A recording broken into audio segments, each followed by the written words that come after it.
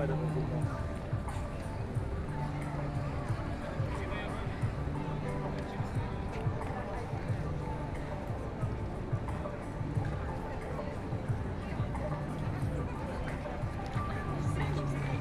Я спросила у вас.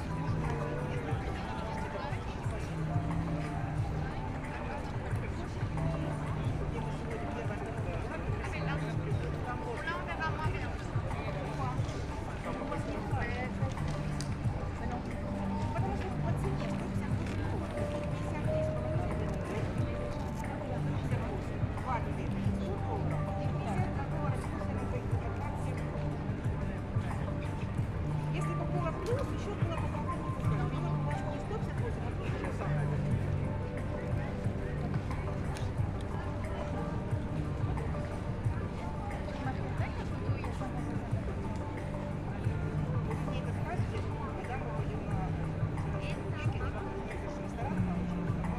Aspetta, ridiamo al posto, no?